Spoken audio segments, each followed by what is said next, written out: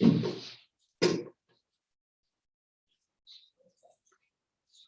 so welcome back, everybody. We'll just continue on with our agenda here. We're on 7.6, and I'll pass that over to you. Thank you, Madam Chair. So I'll just maybe highlight for trustees some of the measures that and safety precautions and guidelines that we've communicated with schools.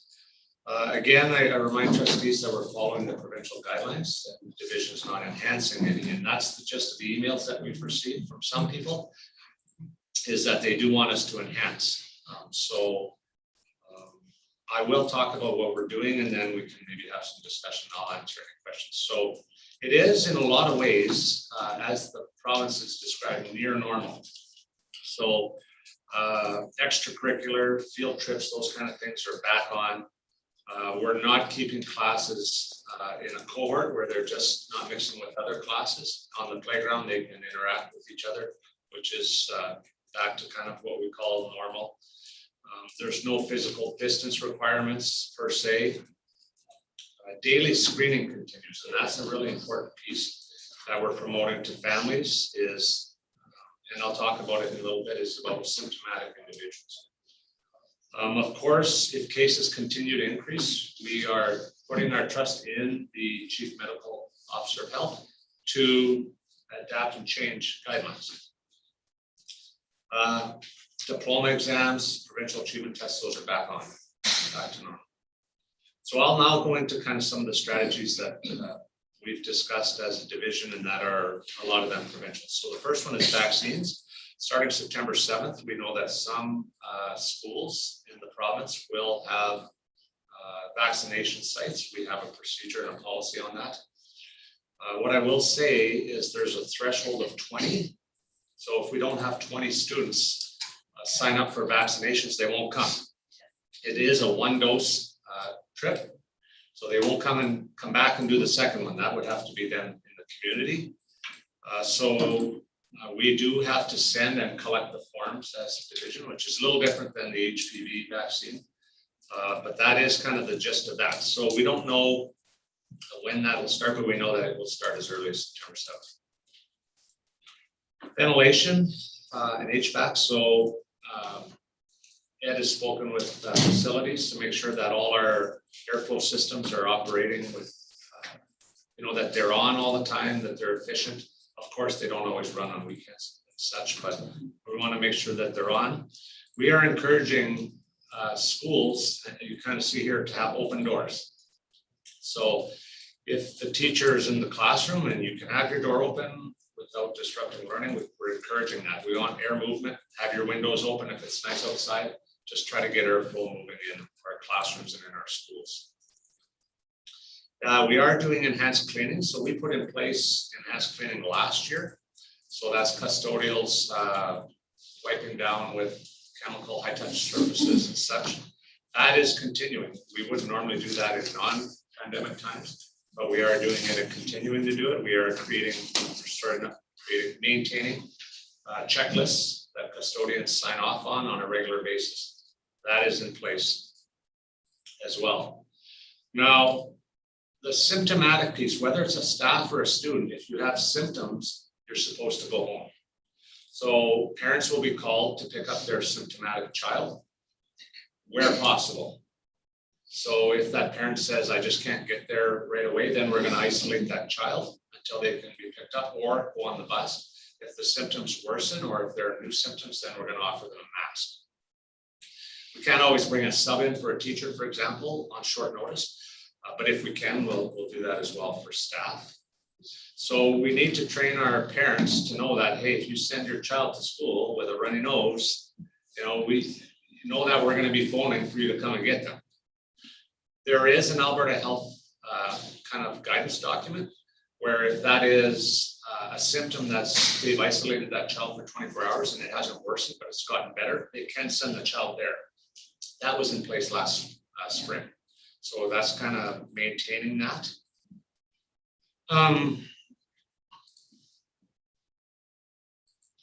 Yeah, we are encouraging testing. We know that testing will continue at least through September 27th. So that's also the piece there that we recommend if the symptoms are 2 or more, that you should go for testing. Adults, on the other hand, most situations, depending on the symptoms, they're referred for testing right out of the gate. Hand hygiene, we are continuing to have hand sanitizer both in classrooms and at our entrances. We are trying to encourage hand washing with soap and water as the first choice. And what's a little different this year is we're not monitoring the hand sanitizer. So last year we had staff members at the entrances making sure students used it on the way in. What's different now is it's encouraged, but not, I'll call it policed. It's kind of like when you go to the store in any of your communities, there's often hand sanitizer when you enter. You see people, some people hand sanitize when they go into that store, some just walk by it. It will be the same in the schools, but we're not gonna, say to the student, hey, you need to go back and hand sanitize. We did that last year, but not this year. And that's a little difference in the guidelines. Mask use is supported if it's an individual choice. It's not required except on buses. That includes our 24 passenger buses because they are classified as commercial. So students K to 12 riding public transportation, whether it's ours or contracted, will have mask use. So confirmed cases, Alberta Health is no longer informing us of confirmed COVID cases. We know that parents will often phone us. We're not letting other parents know. It's private information. So that's a little piece that is concerning to some people. But it's not our job to do contact tracing. When we have a confirmed case, we don't know when that child was infectious. And if Alberta Health isn't telling us that, for us to try to determine that's not practical. And I think if you kind of picture a parent phoning and saying, my child tested positive, and if Alberta Health isn't telling us when they're infectious, we can't become the contact tracer and start saying, okay, when did they first start having symptoms? It's not our lane. It's not our expertise, so we're just going to stay away from that and follow the Alberta Health guidelines. What will happen when a school reaches 10% absenteeism is that administration will contact their Alberta Health rep, I guess I'll call it, or a contact number. We have an 800 number we've shared with schools. And then Alberta Health will work with us and determine whether enhanced measures need to be in place for that site. So it could be everything from increased protocols to physical distancing, mask use. It could be a number of those things. So that will be how they deal with kind of higher absenteeism. And that'll be interesting to see how that plays out, but that's the guideline for us. 10% is the threshold. Rapid testing is something that may be available, they've told us, but we don't know. But they said, and that could be part of maybe how they deal with an outbreak situation, is they may enact rapid testing at that site, to try to get a handle on the cases. But they said more to come on that. They haven't told us that yet. Regarding the scenarios, we are in near normal, but there is a scenario too where students learn at home. And it is kind of similar to what we did last year, but the guidelines from the province will come down on that, should it have to happen. But nothing on that yet. We've given our schools some direction. As you're aware, we didn't gather as a division for Reflection Day this Friday. We're saying to schools, kind of try to think of your whole school gatherings and determine, is it essential core business that you have the whole school in the gym, for example, or is it something that can be done another way? So I gave the example to administrators, normally you have your back to school assembly in the gym. Well, maybe you have 2, or maybe you have 3 and break it down into smaller groups so kids aren't all in there at once. So we can still do our business, and that's an example of something that can be modified. However, if your awards night is at the end of September, that's something you probably just need to run as normal. There's not really an alternative to that, although there may be, but that's some guidance that we've also given. The last thing that I'll mention is we have asked schools that they don't enhance at their local level. We did get questions from administrators on that. So if a teacher says to their class, well, in my room, everybody wears masks, we can't have that. Right? So as a division, we need to be following the same guidelines, because you know, as soon as we start, you know, straying from that common approach, parents will be phoning and saying, hey, why are you requiring a mask of my child? You know, or why isn't the whole school doing that? Or why isn't the whole division? So we've kind of said, you know what, let's stick in our lane, education, and we'll let the chief medical officer deal with health. And that's kind of the approach that we've been communicating with our schools and with our administrators. Charlie, teachers are gonna choose to wear masks though. Yes, and we've said to administrators to speak with students and with staff that should staff or students choose to wear a mask, we have to support that choice. There should be no ridiculing, stigmatizing, bullying, any of that kind of stuff. So talk about that with your staff and students right out of the gate was the direction we gave. Other questions? What was it you said about the 20, there had to be 20 people. Yeah, 20 students or staff have to sign up for a vaccination before they'll come and have a vaccination clinic at that site. They won't come for 2 or 3 people. Right. Trustee Tucker? Regular vaccines, will they be going back to doing those in school? Because they didn't do it, right? They haven't talked to us about that. I would assume so. Yeah, and just on the vaccine front too, I forgot to mention, it's the Pfizer vaccine. If you get any inquiries, that will be administered in the schools. I just feel there was a couple of years where the kids didn't get their regular school vaccines. I'm not aware. I thought that continued, but Tara, do you have a perspective on that? There were some delays in the regular vaccination immunization program, but as there were ebbs and flows and ability for nurses to come in, we did schedule them to come in to have a regular vaccination program. So they may still have some catch up to do, Some but schools. it's not a full stop over the process, and they did manage to get some completed. I heard some nurses saying they didn't get their school runs done like they usually do. So I just. Yeah. Talk about our school. Okay, any other comments or questions? Trustee Spitich, do you have any comments? No, I'm good. Okay, thank you. Okay, thank you. And best of luck with the school opening, and hopefully we're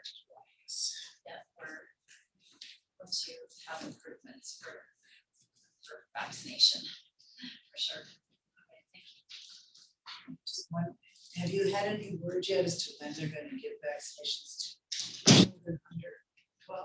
Nothing on that, to my knowledge. Yeah, still in research mode. Because I heard some places in the States are doing 11-year-olds. That's what I read, Yeah, there's 2 things that are kind of still out there, and that's under 12, and then whether or not they're giving a 3rd dose.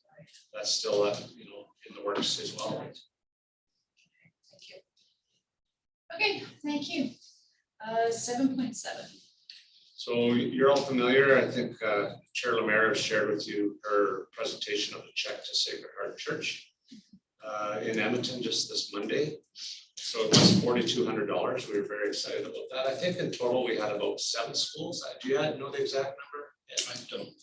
So not all our schools took part. So for example, in Lacombe, and this isn't negative, but they said that they're supporting their local parish right now with fundraising. So there are circumstances like that where some schools didn't participate because of local needs, and that's understandable. It was always a volunteer capacity. I know that Chair Lemaire shared some new videos that were recent, so I've shared those with administration. I did speak to administration at the opening meeting here on Monday as well. And many of them are continuing to do their fundraising this year. So we'll do another run in June and present them with another check. So I know that some schools, I think Mother Duville as an example, they were giving $3 from every orange shirt on September 30th that they sold to that charity. There's been everything from freezy sales, Bannock sales. There's been staff who just donated out of their pocket. I think one school, I think it was Notre Dame, they donated $750 out of their staff fund to the cause. So there's been just a combination of different varieties of fundraising from the schools that did partake. And everybody does see that as important work, as Michelle, trustee or Chair Lemire said, it's an important piece of reconciliation. To support that as it is a national parish for Indigenous people. So we hope to continue that work in the year to come.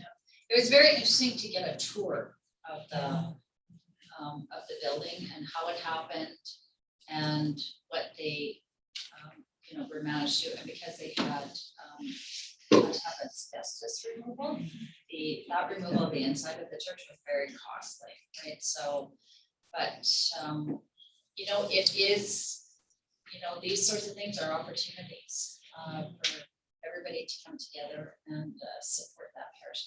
And the amount that it served, so I did send that video, like Charlie said, and they serve over 20,000 people throughout the year in the inner city for the needs, like whether it's food, clothing, helping with shelter, and that sort of thing. And then the basement is so important to that parish as well, because if there is a funeral there, they practice the full night of a full wake.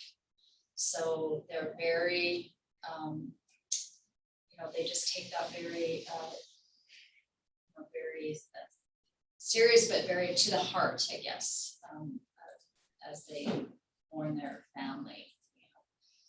So anyhow, it was, and I would say if anybody has the opportunity to visit and speak to the priest there, they're very open to having a discussion about what they're doing and how they're managing and the whole process. So Michelle, was a fire.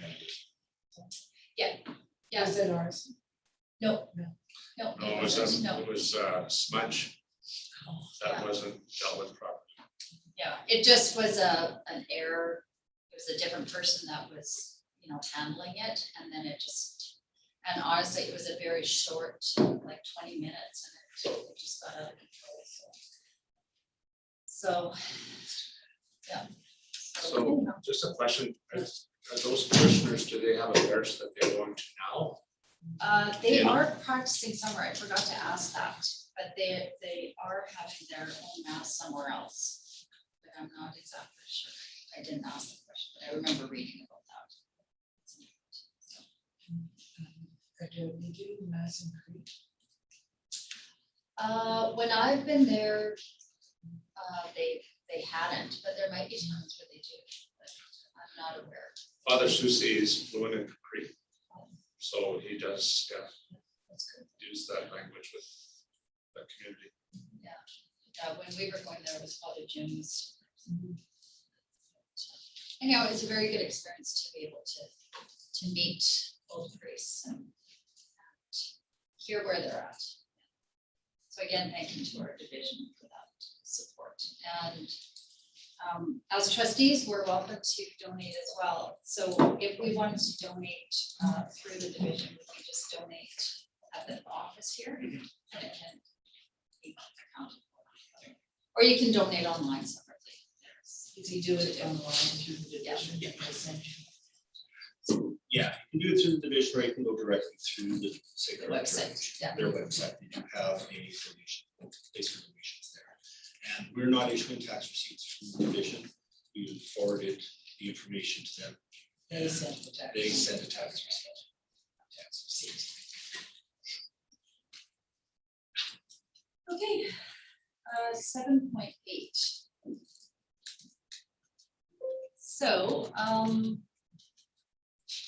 our board annual faith plan. So we haven't had a discussion about what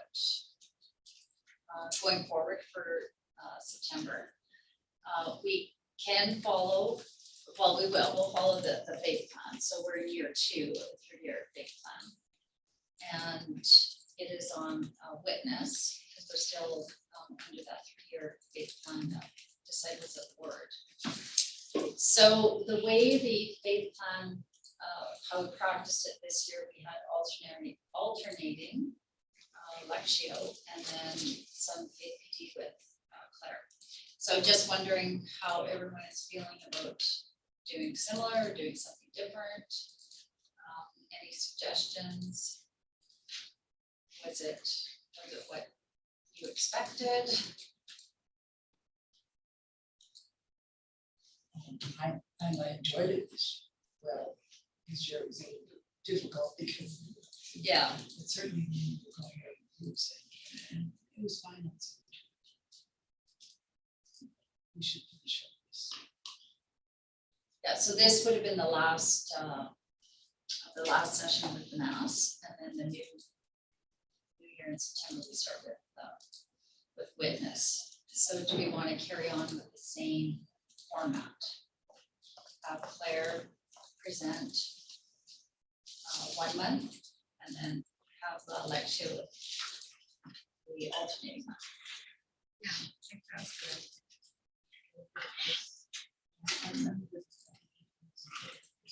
Trustee Siddich, do you have any preference? But the I'm wondering if we could alternate between the two. That might be one way to do it. Do we have that option? that's what we did this year, so we can. Yeah, I like the, personally though, I like the alternating option. Just to keep it fresh.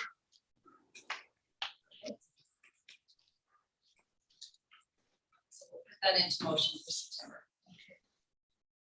And whatever works for Claire, Charlie. Yes, If she's not ready to start with her session in September, we can start the first year with this. Whatever works. Okay, good news stories. Good news around the table.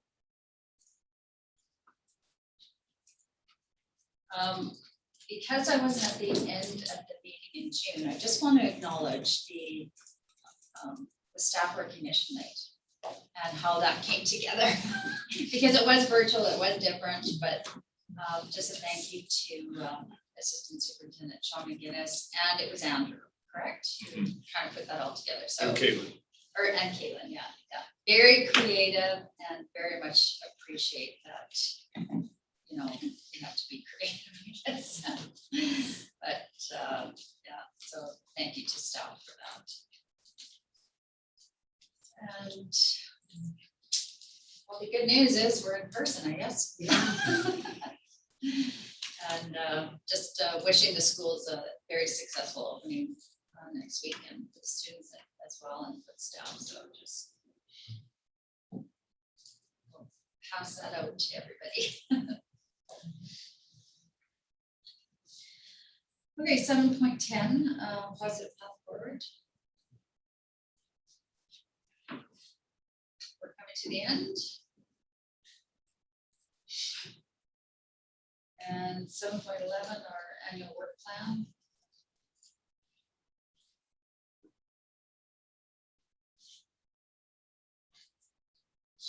Yes, trustee Taylor. Yes, but on Friday, the election day changed. I think it's canceled, but you changed it. Yeah. Are we supposed to be going into our schools? Or is that something we're supposed to be doing then as part of the reflection day? Or are the schools just having their own, they're going, usually we have a mass on Friday in our community anyway. So maybe they'll be doing that. And then I don't know if they're we asked schools to attend a mass on one of their organizational days. And then Claire's providing an activity for them to do with their staff as well. Now, it sounds like most of them are doing it on Friday, although there's been a couple of them that are happening today. But if you want to reach out, or if you want us to reach out on your behalf, we could have you send an invite, or would you rather check on your own? I can check on my own. I just wonder if it was something that I should be checking on, or because in our annual work plan, it says the trustee is Yes. part of the reflection day, and so that's why I wondered if it was a sort of thing we need to do with each school. Right. Or I guess what I'll say is, in Panoka, I believe it's happening on Monday. In Lacombe, I'm not sure. In Beaumont, it's happening today. In Leduc, it's happening on Friday, 9 o'clock mass in those communities, is my understanding. Oh, that's right. Are they going twice because they were at mass today, some of them, so maybe they're doing two different things depending on the school. Yeah, MDY, I think is Friday night Okay. at 9, after church. But if you're welcome to attend the school portion of the activity if you would like, but maybe just reach out to the principal. I'll just ask, maybe. But we usually have a Friday morning mass anyways, and I thought maybe they were just going to the one at the parish and has a school. Would it be more, a little bit easier if we did hear from admin what we could attend? If it's the mass, or just so that trustees have an exact idea of what they could attend. Or if they want us there, maybe they don't. Maybe they. Well, there's no official capacity for the trustee at this reflection day, so. But if you would like, I mean, we can find out when they're doing their activity. I know in Drayton Valley, it's Friday as well. I think it's a mask portion that it would be good if trustees could attend. Yeah. It could be, for some of us, it could be our last event with our schools, Yeah. right? So, Well, if you're attending the mass, then the Yeah. dates that I gave you are at play. Beaumont split it today, so there's St. Andre was at mass this morning, and you say Mother de Ville Friday. yeah. Duke is and Friday we're night. Friday. I can check with Maria, whether they're doing a separate one or just going with the community mass. I'd just like to attend. Yeah. At least that portion. Okay. Okay, trustees Fitich, if you wanted to reach out to your community, if you're able to attend mass with your community. Okay,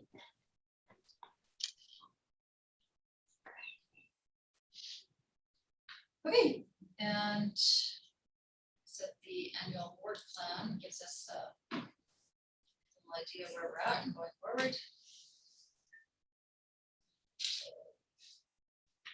So the first thing in there, host and participate. Yeah, Right, so what we are the are the hosts? hosts. We are the hosts. That is our day that we provide. And we do usually have a participation, you know, we usually try to participate in. So I did do a video and like opening remarks for reflection day, for the schools. Yeah, so they can, you know, have that. And yeah, just being able to participate in mass would be a good option. And if there's something else too, for sure.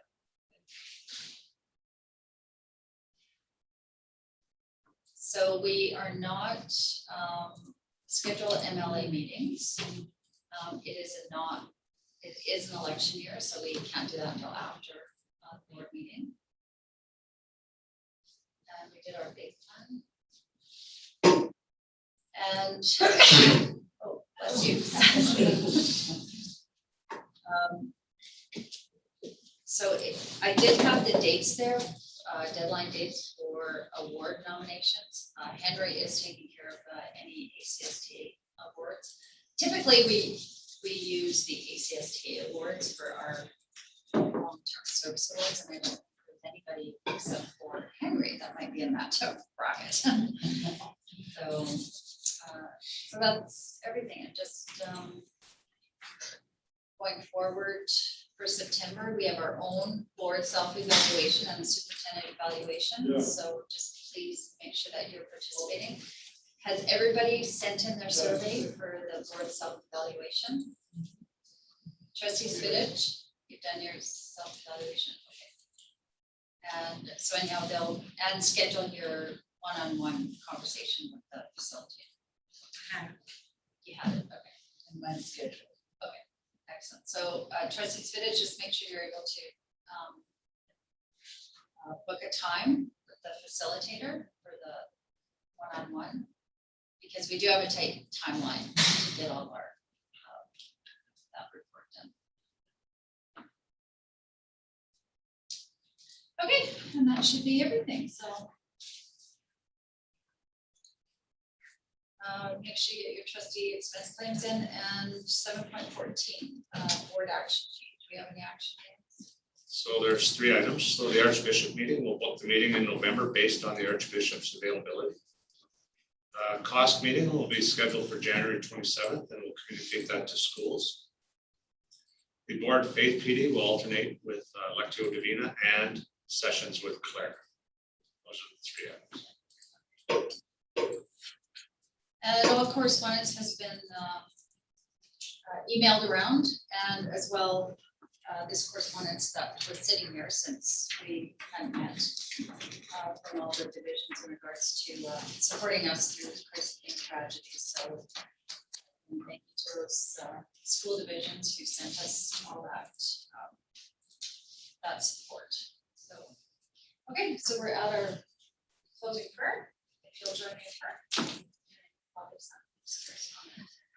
Grant me, O Lord, my God, a mind to know you, heart to seek you, wisdom to find you, conduct pleasing to you, faith of perseverance and waiting for you, and a hope of find my mercies. Saint Thomas Aquinas, pray for us.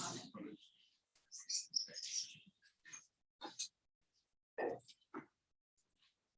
That was fast. Yeah. It's only 1:16. Yeah, usually August is a little shorter because there's. Thanks, everybody. Thank you to our public for joining.